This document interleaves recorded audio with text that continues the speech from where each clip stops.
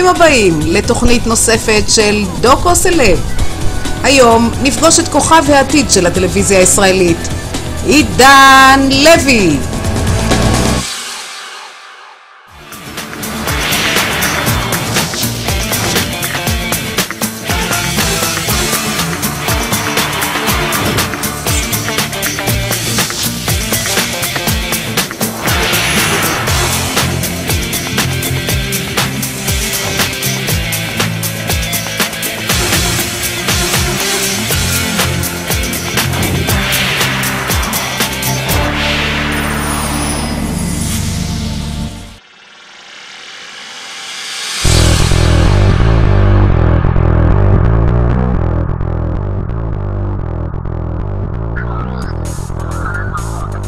אז מי אתה עידן? כוכב בנות? העתיד של ישראל בשחמט? או אולי בכלל עודד קטש הבא? אבל אולי בעצם הכי טוב שנתחיל מההתחלה. הכל התחיל ב6/6/97.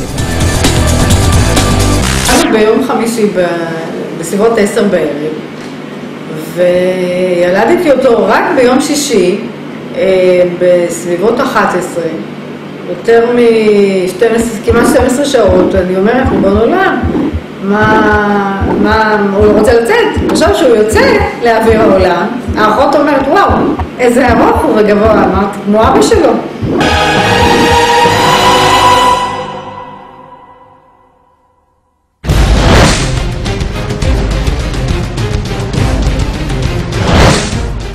יש לו יד זהב.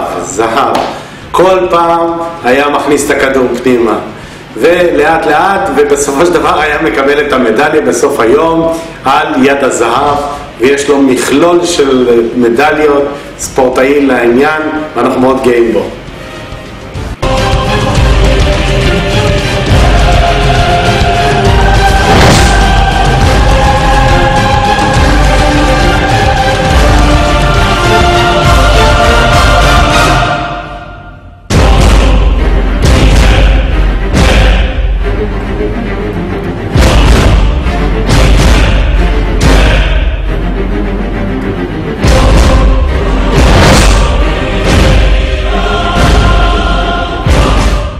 השחמט, אני כבר יכולה להגיד לכם, בגן כבר הגננת אמרה לנו שיש לנו ילד מאוד מוכשר.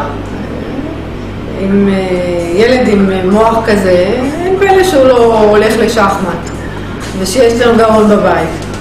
כשהוא היה קטן, הוא אהב מאוד להתנדנד בסלקל.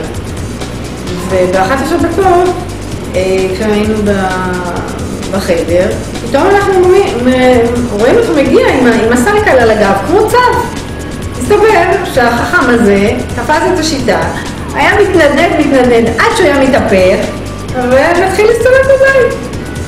אחד הימים, כאשר עידן היה עוד קטנטן והולך בתוך הליכון, נשארתי להשגיח עליו, אבל מאחר ואני אוהב לדבר הרבה, הייתה דפיקה בדלת, יצאתי החוצה ואני משוחח עם השכן, ובין רגליי השתחל לו ישר עידן עם ההליכון, ואני שומע פיצוץ ועידן מתגלגל במדרגות עד למטה.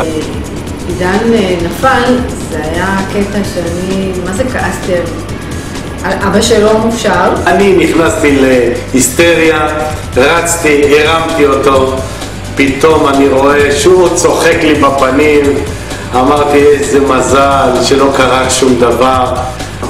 סליחה שאני אומרת, אבל גברים, אבות, איך תסמוך עליהם? אתה לתת להם לעשות שני דברים ביחד זה כבר גדול עליהם.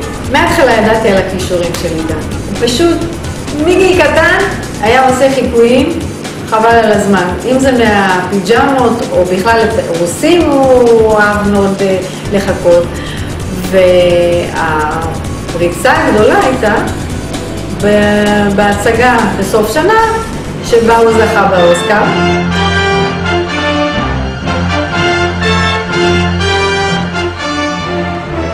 Ladies and gentlemen, this year's nominees for actor and actress in a leading role. לא שאני כל כך ססה שהוא יהיה שחקן, כי עם ראש כמו שלו, עדיף שילך יותר לכיוון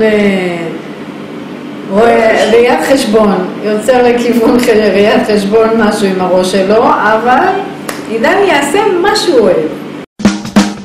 לא כל כך יפים, אני יודע,